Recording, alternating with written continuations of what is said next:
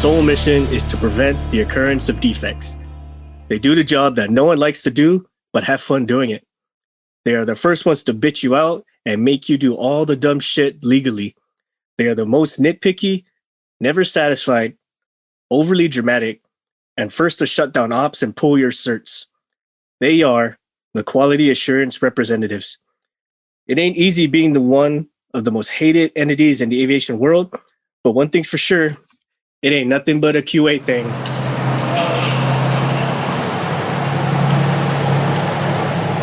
So I heard you mention one of the most hated beings in the hangars or on the flight line, and that's probably one of the truer statements I've ever heard, because I can tell you from working out in the flight line, and you turn and you're like, the white shirts, they're coming. It's like Paul Revere, the white shirts are coming. Everybody, oh shit, get your tools in line, get your manuals open. Right. And it's like a scary movie or a suspense movie where like everything just stops dead quiet for like a solid 2 seconds, and you're like, something's about to happen. And then you can hear the ominous music in the background, like didn't. Oh shit! It's like the shark and Family Guy. Oh hey, I'm just here to inspect you. What's going on? Yeah, don't mind me. I'm just about to write you up. I'm gonna pull your certs. I'm about to pull your certs. That's nice. and I think they do that on purpose. They know that's the effect, so that's why they wear the white shirts. You know, like they walk out with that shit-eating grin on their face, like with their cup of coffee. And hey guys, what's going on today? Just doing some work. Yeah, what are we working on? And then all of a sudden, everybody forgets English. No habla inglés. No, he no. El maintenance on the avión way. Senor maintenance, no home. But you know, the reason why they're very hated is because their job is to make sure that you're doing your job correctly. And a lot of guys don't take that too well. Not at all. But it's one of those things that just has to get done. Because if you don't do it, then there's no checks and balance to see if you're doing the job right, for one. And then the result of your work, if that's going to even work. You know? Right. They're kind of the ones to prevent the, you get some senior guys out there that say, well, I've been doing it this way for years, so it's the right way. But if there's not that system of checks and balances there with QA, I mean, they'd be half-assing it all day. I'm just going to skip this, do that, whatever. You don't need to put that extra washer in there. It's not needed. You know what I mean? Mm-hmm. And so QA kind of keeps, it's like locks on your house, right? They keep honest people honest. That's essentially what QA is. Because, I mean, even with QA, people can still get away with anything, really, if they try hard enough, you know? So right. It's just QA keeps the honest people honest. Right. And then going back to a previous episode where we talked about the books being right, that's one of the functions that quality does, is to make sure that they are right. Mm-hmm. And that you, the person, is following the newest revision of that technical manual or publication, whichever have you, that's supposed to tell you how to do your work. So going back to what you said, MVP, like, oh, this is how we've always done it. This is the way to do it, et cetera, et cetera. They may or may not have been aware that there was a change coming up, and to say, hey, stop what you're doing, because we've proven out that this is the wrong way because it results in this hazard or this safety concern or whatever have you. And then quality makes sure that you're aware of that. That way you don't amp yourself and get shocked across the room or something like that.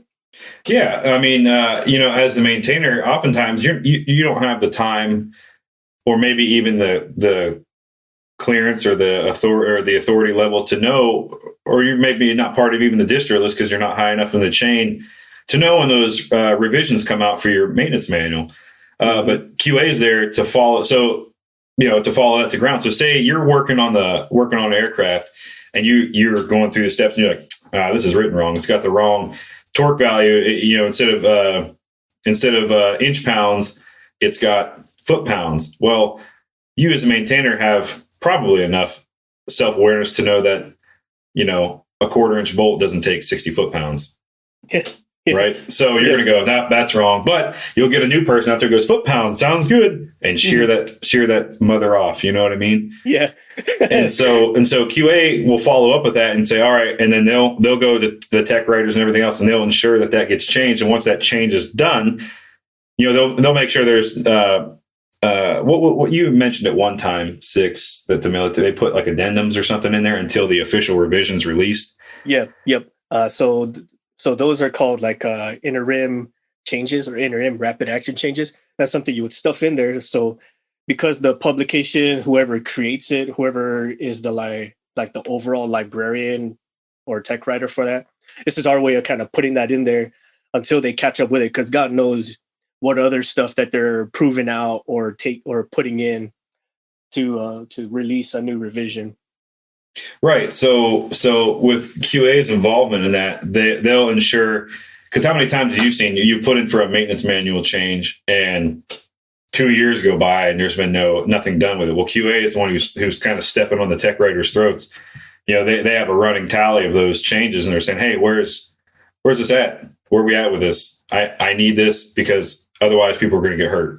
Or the component's going to get damaged, and we're going to cost millions of dollars. Yakety yak on down the line. Yep. And most people that are in quality assurance, they're not new. These are guys who've been technicians, who have been mechanics, who have been tradesmen of that particular field of work for at least, I don't know, 8 to 10 years, I would say. Or I'd say it's quite a while. It's not like a 1 to 2 year thing. Like that's not enough time in service to qualify for quality in most cases. Most cases, I agree. I can say that. Well, like for the IA, for the FAA certs, you gotta have been like a certified mechanic for 1,000+ hours. You have to have like no incidents reported in the last, I don't know, 5 years, something to that effect. Yeah, you can't really have any stipulations against your license at that point, because you will be. I mean, you have to take a special test for it. So it's not like you can just sign up and then get on a waiting list and eventually they give it, you get it to get your IA, at least in the civilian side of things. I mean, there's a whole test, and then you have to recert that. I think it's every year or every 2 years. I think it's every year. You have to go back and retake that test and to ensure that you still qualify to be an IA, right? Because otherwise, if it was like a one-time deal, I mean, you might get somebody who was an IA in 1955, and here they are in 2020, and well, what are you talking about? Hydro or fly-by-wire? What's this? Yeah. What are these servos? And they're not qualified to do it because they haven't kept up with the training or research or whatever else that's required. Right. So you get a guy who's been a QA for the freaking Wright brothers plane, and then here he is and today he's trying to QA a 787, right? I'm like, what is this? You guys put your engines in the wrong place. You have them on the wings. It's supposed to be behind you. That's not how it's done. So given that these guys are professionals in their field, or at least they should be, keyword quote unquote, they should be, they could smell when you're doing something wrong. And in most cases, they'll prevent it before you actually commit to it. But then you get some of those, like they want to make this a learning experience. So like, okay, tell me what you're doing wrong. Tell me what you should be doing. This is what it is. This is what it should be, et cetera, et cetera. And it kind of turns into like this spot check fuck around game, like stump the chump, Yeah, which in some instances, I guess I can see you giving the person a chance to admit that they're doing wrong because they probably know they're doing wrong. But on the other side of it, you might get a new person out there, and that might be their first time doing the job. So, quizzing them to death isn't helping. They just might not know, and might not have been, going back to one of our training episodes, might not have been properly trained. It was one of those, they just glossed over it in class, right? Here's one of those things, you'll do this, and that, but you'll never touch in the field. Well, guess what? You got in the field and now you have to touch it. Yeah. Yeah. So in those instances, I don't like the quiz game. I just want you to come out as a QA person and say, as a QA rep, and say, this is how it's done. This is the right way. And for these reasons, and outline it. And then that person knows from there on. And then that they're going to go to the other new people and say, hey, this happened to me today. Oh, that sucks. Yeah, but this is the reasons why. And then everybody's going to remember that, right? Mm-hmm. So it's kind of one of those, I've been guilty of it, right? We've all messed up, and you've had your ass handed to you, but you never made that mistake again. Yep. Because it sucked while it was happening. But after that, it's like every time after, like, no, I got to go make sure that switch is thrown. Yep. Because I missed that the last time, and it caused this incident, and it caused me to lose half an ass cheek, from a chewing so good. And so I needed that ass cheek. So now I sit lopsided, and and so they keep you. That's one of those instances where it was rough, but it was learning, and you won't forget it. Right. So an example of a spot check or a quiz like that. I was going for my my inspector quals for a Cobra, an AH-1 Cobra, and you got to take a quality assurance guy out there to kind of inspect you and test you to make sure that you got your inspection criteria down correctly. And it's supposed to be by the book. And by the book means that this inspection, this cert, should only take you about an hour and a half to do, right? Okay. Well, I decided to take the one QA who's real nitpicking over the silliest, most minute thing. Now, granted, that's kind of a good thing, because if you can nitpick everything quick, then you should be able to do this all the time, every time, and not take forever. Right. You're pretty efficient at your job. Right. But this inspection that was supposed to be an hour and a half long took me 5 hours. Oh my 5 God. hours. And the reason why it took 5 hours is because I would start on one side. I was like, all right, this is the nose. This is what I'm looking for. And he goes like, well, what's that? I mean, is this a, sorry to interrupt. Is this just a pre or post flight inspection, or what was the inspection? I guess let's get some. So the inspection was for a like a pre-flight, post-flight / safer flight. So it's kind of like a combo of all three. Right? Okay. So like I'm saying, I'm looking for this. I'm like, well, what's that do? And it just turns into like this huge quiz fuck of what the component is. So they're asking you system operation stuff. Yeah, just while you're looking for any hard visual signs of leaks, cracks, defects, whatever. Yeah, and okay. I'll tell you, like it was a learning experience, because I knew, like, after that day, I knew what every bit of corrosion looks like, what it does, and how to prevent it. Which that alone is a 6-month course in itself. But that was so long and so drawn out. I was like, really, man? Like, can I at least just go through the inspection, and then you can quiz me after we're out of the plane, because it's freaking hot and I got all this gear and I really don't want to be carrying all this around as you're quizzing me. So I would appreciate if you didn't. But so I guess from one aspect, I appreciate that individual taking the time to explain to you system operation, explain to you all signs of corrosion, what to look for, how to prevent it.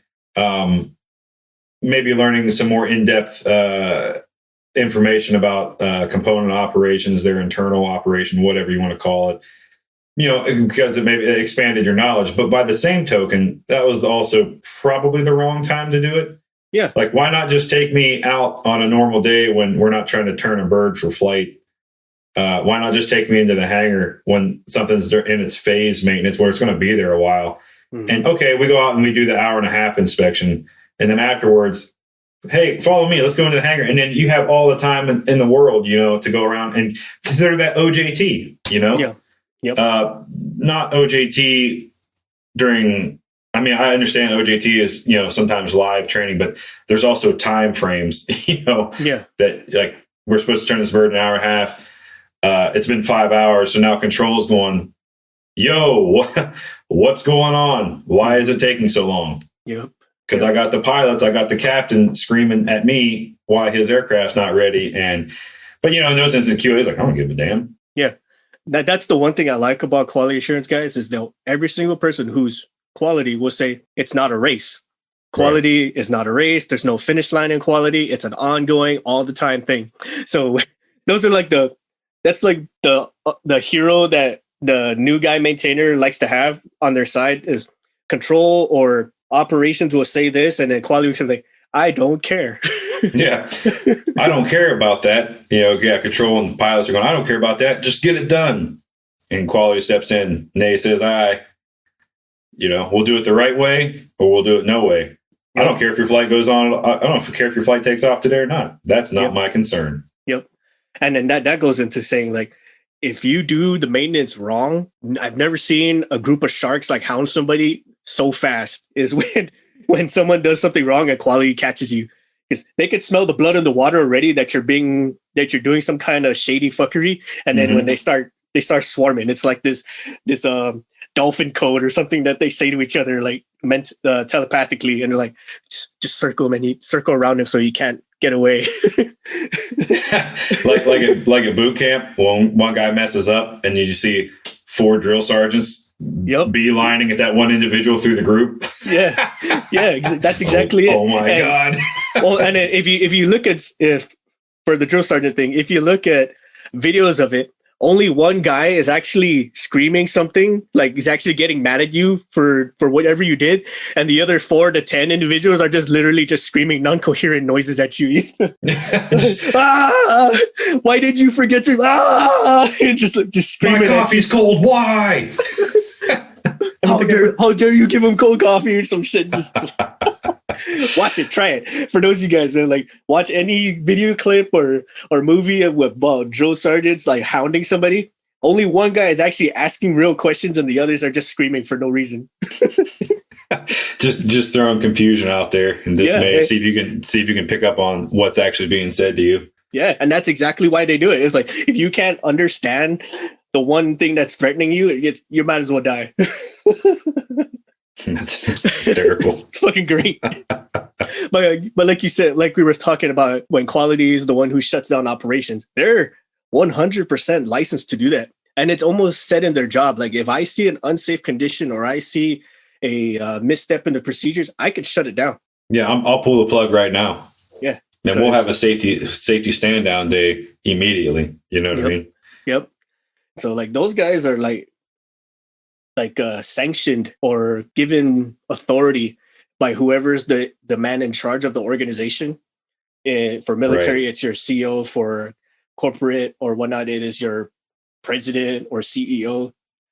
And so when it comes out of their mouth, it's almost like your boss's boss, the head boss, is saying it. Right. And even in those instances, when quality does decide to shut it down, the bosses might not even be in agreement with them, right? They're overall, QA's overall boss, but by the same token, how you just said, the CEO has granted them the authority to be able to do those kind of things. So yeah, he's going, he's ripping out his hair. I'm losing money on this, but he knows that deep down, he knows that if they didn't shut it down right now, how much more money could we be losing? Yeah. Right. And that could be in the millions pending. It could be a contract killer. You know what I'm saying? Yep. So yeah, we're losing tens of thousands of dollars for today. But if we didn't do this, we could be losing millions, billions down the road. So I think we'll just shut it down for the day. Yeah. To include lives, and that's when I was in a quality assurance position. That was my biggest one, is that A, you're not doing it by the book, and then B, like you might potentially cost someone their life. And no amount of money, no amount of reprieve or help is going to replace that life. So whenever I would get people who like, just do it, just get it done, do the maintenance and just make it happen. It's like, well, pump the brakes. Let's stop this for a moment. If this goes south, and I mean really go south, because that's kind of the direction you're pointing it to, are you prepared to write a letter home to that person's family? And then just that phrase just kind of jumbles their mind and resets them a little bit. I'm like, well, no, I really don't want to do that because liability, guilt, and all that stuff. I'm like, yeah. Are you going to be able to sleep at night knowing that the aircraft you released plummeted into the side of a mountain today? Yeah. You know what I mean? Because of something you decided to be lax on or not look at or just pencil with. You know what I mean? Yeah. Or let's take this to another severe point, right? Imagine you're at a firing range or something like that, and you guys are able to just cowboy it up, do whatever the fuck you want. There's nobody to say, shoot this way or don't shoot because of this. And so you get everyone who's just cowboy up and just starts loading magazines, loading their revolvers, whatever, and they start pow, pow, pow, pow, pow, pow, pow, this and that. And then here comes this 3-year-old kid just kind of scurries along the front of the targets area. If there was not someone or a safety observer or a quality person there to say, everyone stop what you're doing, and just has that authority to just shut it all down, no one would have noticed nothing until it was too late. It's kind of like the reason why we have that and we have stop signs at intersections, because if you leave it up to people's goodwill to do the right thing, chances are it's not going to happen. So with that, right? So you talk about being the range commander and all that kind of stuff. I saw a video online the other day, and it was for a concealed carry course, and I'm not sure what state it was in. I think it said which state, but I don't remember at the time. But it had a guy and a girl standing there, and they had their sidearms with them, and they were holding them in their hand, muzzles at the ground. And the instructor was running back and forth in front of them. And as he would pass, they would have to pull up and shoot the target and drop their weapon back down. And he would just run back and forth like that. And he would juke him, come back. And like the one guy, he raised his gun up and they had to drop it back down real quick. Mm-hmm. And I was like, who says this is a great idea? And that's where, we're talking about it just made me think of that. That's where your range commander / you could even put, if you had a quality personnel there in that instance, that's when that quality or range commander step in and say, get the hell out, get off of my range, get out of my hangar, you are going to kill yourself, have somebody else killed. This is insanity. Get out, get out. You're done. Yeah, you're done. Just get as far away as possible. Yeah, take your John Wick shit somewhere else. Yeah.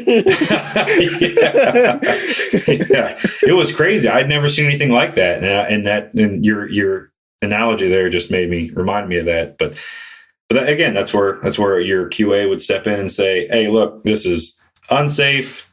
You're doing something illegal, and I'm not going to allow it to happen." Yeah.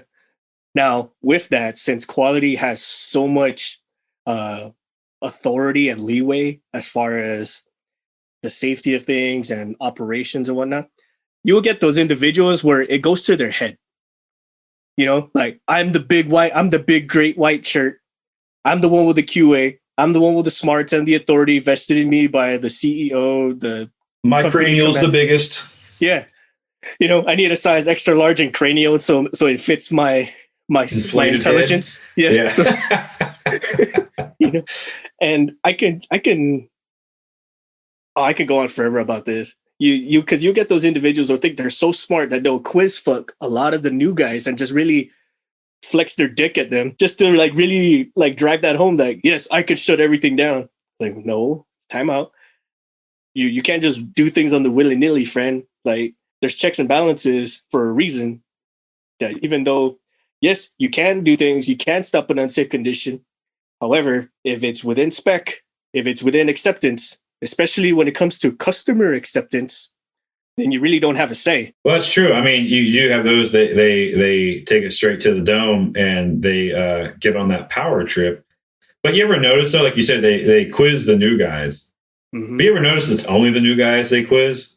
Yeah. It's never really one of the senior guys, because one of the senior guys would put that individual in their place. Yeah. And you kind of wonder how those individuals made it to a quality position anyhow. Mm-hmm. But yeah, it's usually one of the senior guys like, what? No, get out of here. You're hindering progress. I'm trying to train these guys and do whatever, and you're stopping you're impeding, you're infringing on my team here. So get going. Yeah. Get out. Now, this doesn't happen too often, but I've seen it happen in certain areas where they'll put somebody in the quality department just to get them out of the shop. Like, promote to the point beyond their capabilities. Yeah, that never happens. Six, never, or never. Say it ain't so. Well, say you have an individual who's really senior, but he does nothing or he sucks at doing everything. So he's detrimental for the shop, but he still counts as part of our numbers. So people think that we can do all kinds of stuff because we have so many, but this guy is really not worth his face value. So they'll stick him in quality, and they'll make him run a certain program in quality where it's near impossible for him to fuck it up. You know, like go staple the library books or some shit like that. You know, or it's inspect the FOD cans every day. Yeah, walk around, inspect the FOD cans, collect the FOD, take note, take pictures, and send an email out to your superior. Yeah. Or you create an Excel spreadsheet of with the metrics of FOD found this month and in what locations. Yeah. You know, and that's their sole purpose. Like, just get as far away from all of us as possible. Yeah. Yeah. It's like you're not being demoted. You're being promoted to a position where you can't hurt anybody. Yeah. We don't really care if you hurt yourself. Just don't hurt anybody else in the process. Yeah, just like only if you're gonna hurt you, whatever. I mean, that's you. Just don't hurt us. Leave us out of it. please, dear God, leave us out of it. Yeah. And so and it's funny because it's always those ones who think that they're big, their head is so big, that their intelligence is so high. It's half the time it's that guy who he is the FOD can inspector. Yeah, who thinks that since he's quality that he's Mr. Big Shot and he can quote unquote shut down operations, but yet his program is to kick the FOD cans or staple the library books or some shit like that. You know? Yeah, inspect the hangar tracks for cleanliness. You know, he's that guy. Yeah. I was like, though, you said that's typically the guy that comes in the hangar is quizzing everybody else, but then you get his superior, an actual real QA guy comes out. He's like, who let you in my hangar? I just passing through, and I thought I'd ask these guys. No, get out. Who let you out here? Get out of my office. You know, go back to your whole golem. Go. Yeah, scurry away, you. You know what? He's the guy who goes like, "What's he got in his pockets?" He's that guy. He is that guy. That's what he's like. They shoo him out with a broom. Get on out. Go on now. But Sarge. Or they make that guy stand at the front of the hangar. Permissions to enter, please. Denied. Resubmit 90 days for disapproval. But I got to use the restroom. You can do that on your own time. Now, going back. Now, say we got a big-headed individual who thinks he's so intelligent, and he's actually a good QA, right? Mm-hmm. But he takes things a little too literal, you know? So, like when they say, it just need to hit the minimums, just meet the minimum requirement. And then he goes like, well, the minimum requirement is XYZ to the 10th power and all this other bullshit. Like he really like maps this out. I'm like, okay, guy, like we get it. Yeah, they do that just so they can seem superior, I think, in those instances. That's the only reason. Well, like you were saying, so we have tolerances, right? Everything in aviation has a tolerance to it. There's a high and a low, right? And if you're rigging something, if you're, chamfering a panel, if you're doing any of that stuff, there's tolerances, right? And if you fall within those tolerances, it's by engineering standards, it's deemed acceptable. But you always get that one person that thinks they know more than the book or more than engineering or whatever else. And they say, well, yeah, it's within tolerances, but it's not what I like to see. Yeah. Oh, God, I hate that. Who cares what you want to see? It's within tolerance. You know what I mean? Like, yeah. It's like, no, it's not perfectly aligned to this. Like, yeah, I know. That's why we have a tolerance, man. That's why there's tolerance levels. Look at it. And then so then they start challenging you. Like they start looking at your equipment to make sure that that's right. It's like, well, how do you know that these vernier calipers are supposed to vernier this way? Like, what the fuck did you just say? Yeah. I don't know if you spoke English there. I think you had a stroke, sir. I think you had a mild stroke. You know, it's like, let me see that screwdriver. How do you know that this is a number 2 screwdriver? Well, it's too narrow at the tip to be a number 1 and too broad to be a number 3. So it's got to be a number 2. Like, well, where on the screwdriver does it say it's a number 2 screwdriver? Like, oh, Jesus Christ. Yeah. Motor down, bro. You know, they get that kind of guy who's just really, really anal, especially when he's proven wrong, when he's the one who's supposed to be knowing what's right and wrong. Or how do I know this tool's within calibration? This torque wrench is calibrated. The sticker on the side says that it's still within calibration because it's not due for another 3 months. Yeah. Well, but how would you check that and ensure that that's still acceptable? There's a there is a small like actual tool you can test it against, right? But the tool crib has that, so that's kind of their job. Yeah. You know, Yeah. But you should ensure as the maintainer using this tool that all your tools are within acceptable specs on a daily. I'm like, but I'd never get anything done if I have to go and do their job too. Yeah. That's why the sticker's here. Yeah. You know what I mean? Yeah. Because otherwise, now if somebody dropped it, okay, well, how do you know somebody didn't drop it and didn't report it? I don't. You're right. I don't know that. But again, hopefully Tool Crib is doing what they got to do back there to ensure that these things are still within specs. And you hopefully that people are honest, and if they drop the torque wrench, that they would turn it in to be recalibrated. Yeah. But like you said, you get those guys that you should be doing this, and that. Well, yeah. I'd never get anything done. Yeah. So I had this one quality assurance guy. He used to get real nitpicky about whistles, right? So whenever you tow a plane or you do anything that involves like heavy movement, you had to have a whistle. Okay. Right? And the reason for the whistle is because if you see anything unsafe, you're supposed to blow the whistle. Like, stop what you're doing. Kind of like the rape whistle, stop what you're doing. Look at me. Yeah. Everybody stop. Look at me. Look at me. Right. So these whistles had a lanyard on it, and we would put it on our necks. Right. Sounds like the smart thing to do, because was it a breakaway lanyard? No, that way, in case it got caught in anything, and it would rip off your neck instead of taking you into whatever spinning component it got caught in. So it was one of those like those necklaces that had like a snap-on. So yeah, I guess a breakaway had those snap-on things, right? Yeah. Well, this one individual, he would see us have it on our necks, and he goes like, "Why do you have your whistles on your necks?" Because it's safer than having it in my pocket. Or it's easier to access in a more timely manner than having to rifle through my pockets and pull it out and then blow it. And by that time, we've already hit a structure. Or I got wands in my hands, right? Because we're military, so we got wands on our hands. Yeah, and then I'm not putting this in my mouth, because who knows how many other people has had this in their mouth. And then he just went on and on. It's like, well, these things should be tied to your what do you call those? Your lapel holes. You know what I mean? Like, because some coveralls. Yeah, some coveralls have like a lapel and has a little buttonhole, right? So we'll tie it. On the collar. Anyway. Oh, so, yeah, I know what you're talking. Yeah, so so we'll tie it. So he will get all anal about tying it on the lapel hole, and then like, what's the fucking difference? It's on my neck. It's on my person. It's not in my pocket where it won't fall out. What difference does it make if it's on the hole or not? And he goes like, well, if this catches something and it drags you across the line. It's like kind of what you said, MVP. I'm like, all right, bro, first of all, it's a breakaway necklace already. So if it were to catch, it's going to rip off my neck. Now, if I put it on a lapel hole, I have to tie it somehow. And that defeats the purpose of having the breakaway. Right. So I fail to see your logic on this one, bro. Like, sir, can I write an incident against you? Yeah. Come on, man. Like, actually, I wonder if there is such a thing where you can write, QA can write you up, but can you submit, I'm going to say grievances for lack of a better word, against a QA rep in that instance?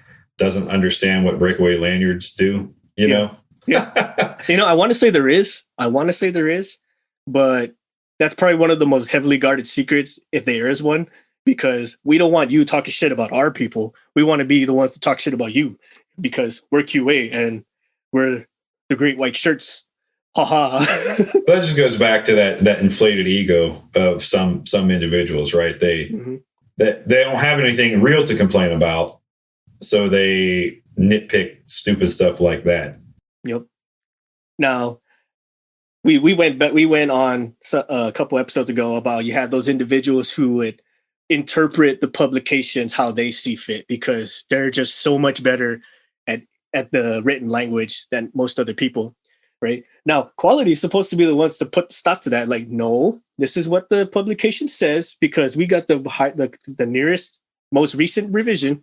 We've been spooled up on this. We've been trained up on this, and this is why you're wrong.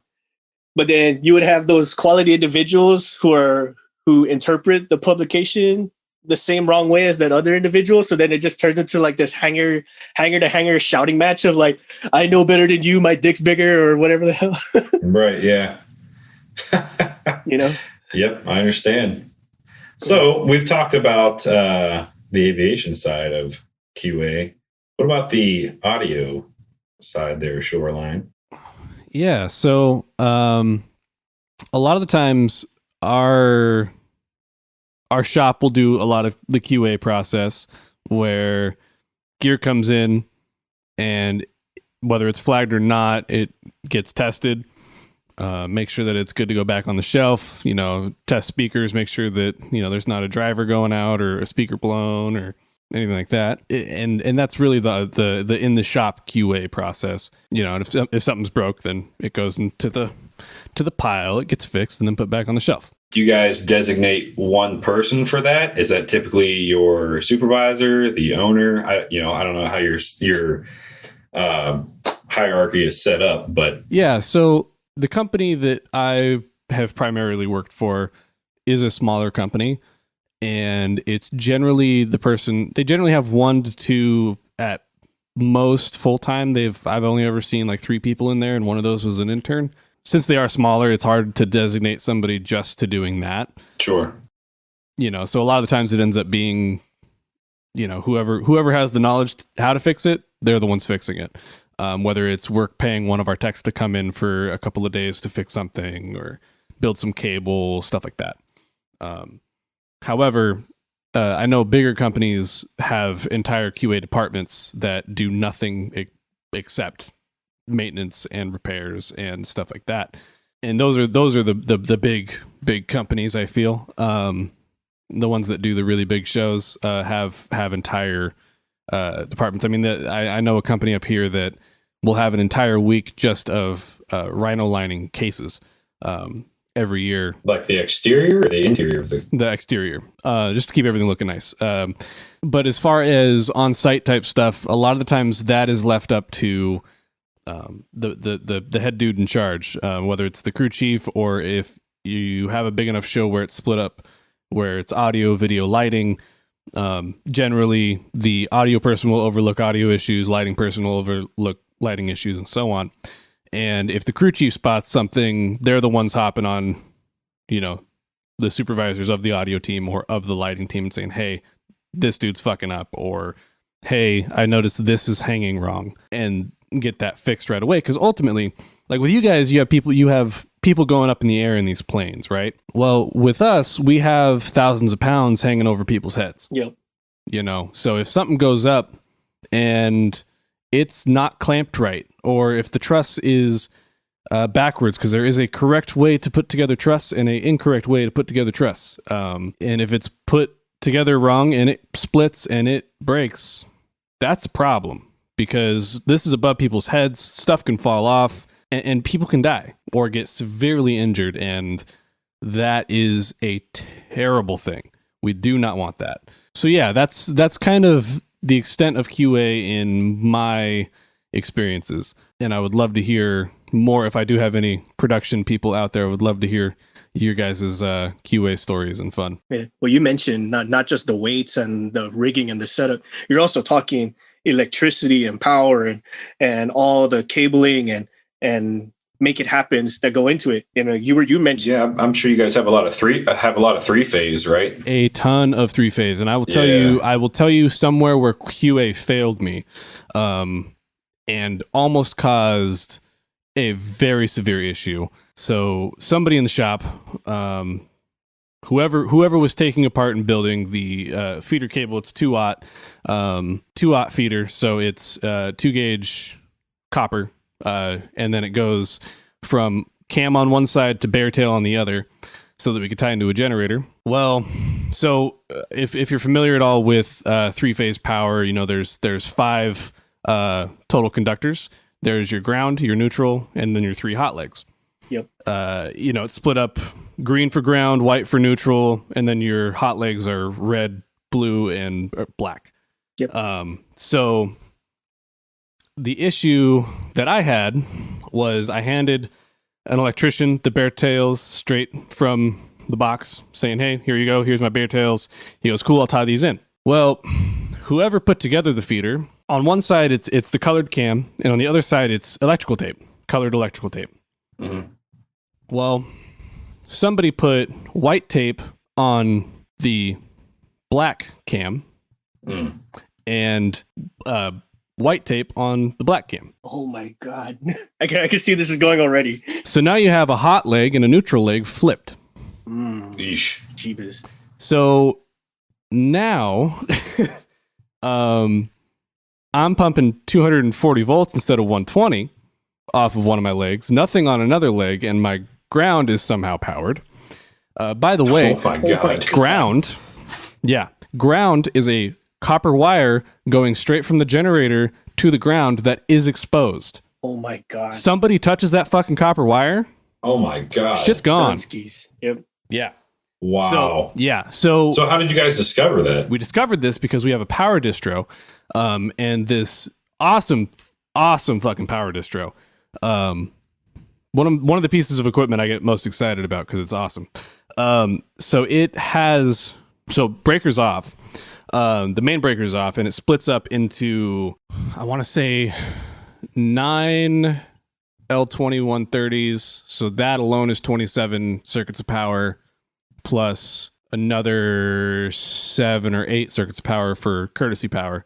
So we throw the main breaker off. It's got a readout of each leg, saying how many amps and how many volts are going through it. So before we powered anything on, luckily I had powered off the breaker because it shipped with the breaker on. So I made sure that was off, power up the generator, and then I see, I'm getting 240 volts here and none here. And then my ground is powered? What the fuck? So then we immediately shut off the generator. And yeah, if we did not have that and we had not tested it, if we would have thrown it on, we would have blown every piece of gear that we had.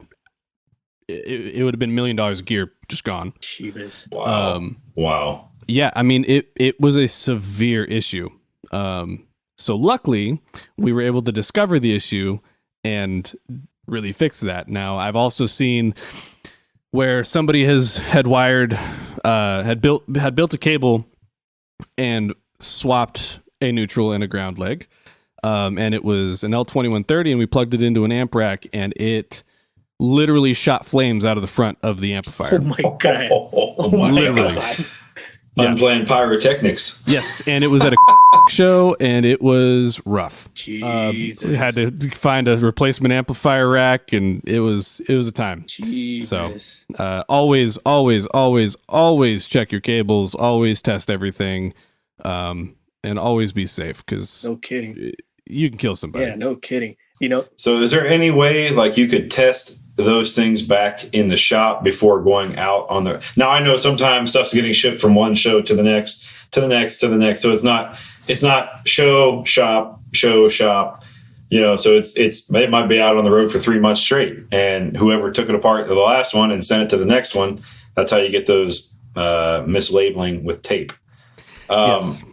But is there... I mean, could you put a system of better labels on, like a heat shrink label? Can you, how can you, I mean, obviously you have that tester, which help prove everything, but how beyond that, what else? Is there a way you guys came up with to inspect? Multimeters, and they also make these really cool testers, and that was a 2130. So that's a 5-pin connector. That's pretty big. So they do make testers out there that go on the end of it, and it will tell you what's reading correctly and what's not. And it's just a little LED like, hey, this is good. If it's green, it's good. If it's red, it's bad. And that would help in that situation. Because you'd be like, why am I not getting any power on my Z leg, but I'm getting power on this is not cool. So there are ways to do that, and we have invested in those, especially since that incident. And ultimately, it's really about being diligent and making sure that your shop is also up to par, making sure that your shop is staffed, and making sure that everybody's doing their job. And that's where an overall QA would be a great thing and is wonderful for the companies that can afford to do so. And in a highly competitive market, in which that I work, where it's a lot of companies and not a lot of work. You have to constantly be competitive with your prices, which makes it difficult to afford all of the things if you're a smaller company trying to compete in a bigger world. Absolutely. You're absolutely right. So essentially, the way to dummy proof it is to get rid of the dummies. Exactly. Actually, that's the best way. Exactly. Best way. Right. Now, well, that's cool. Yeah. And there's different levels of quality, man. And we've already proven out that there's quality everywhere. Anytime that there's a service or a product, there has to be some kind of check and balance that tells you, pump the brakes, make sure you did it right, and then make sure that it's safe, right? And overall, the general goal and purpose and the whole existence for quality is to prevent the occurrence of defects. And sometimes the defect is you. Yeah, that's true. Yeah, people are definite defects. Right. Closing thoughts, MVP. QA is there to help you to prevent infractions, bad things from happening. Sometimes, but they're humans too, right? So sometimes they're capable of mistakes as well and can miss things. So that's why it's more of a team effort, right? QA isn't just the QA person's job. You as the maintainer are also responsible for QA. Inspect your own work, inspect the guy next to you's work, and vice versa, right? So help each other out, help QA out, and QA will have your back when it comes to putting your ass on the line. Very nice. And like MVP said, like quality and safety is an everybody's responsibility kind of thing. It's not just up to one guy to check and balances and pretty much override your misstep or your lack thereof. So it's an everybody thing. Now, those who were charged with the responsibility of being quality, you guys, if you haven't taken your job too seriously, please start. And for those of you who have the inflated heads, just know that you're a part of the bigger system. So that doesn't mean you run the system. You're just there to make sure that it runs the way it's supposed to, right? So again, everyone, your safety and your how-to is everybody's responsibility. We like to thank our patrons for supporting us and helping us make this episode. Stephanie Boatman, Erica Lamont, Mike Diltz. Congrats on your newborn, by the way. Yeah, congrats, Diltz. Thomas Connolly, Laura Matt, Ryan Freshour, and Nadira Covert. Thank you all so much for your support, for allowing us to keep the lights on, keep Shoreline happy to help us make these episodes. And we got a lot of stuff along the run that we're planning to do because of the holidays. Some of those includes like in-person recordings, exclusive merch for patrons. And then we also have a giveaway coming up here in soon for the holidays. Some of the stuff we're giving out is from other small businesses or stuff that's exclusive only to patrons. And then we also have a giveaway coming out from the Aviation Tool Supply Company, or ATS for some of you.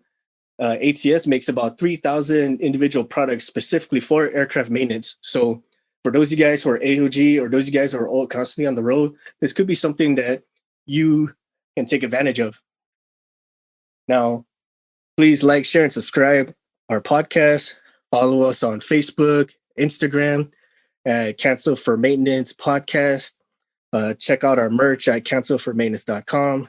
And once again, please like, share, subscribe, leave us some reviews. If you have some ideas for the show, drop us a line at cancelformaintenance.com. Or if you'd like to be on the show, same ways, shoot us a line at cancelformaintenance.com. We'll do what we can to get your ideas, your stories, or you, the individual, onto the show. All right, everybody, get after it.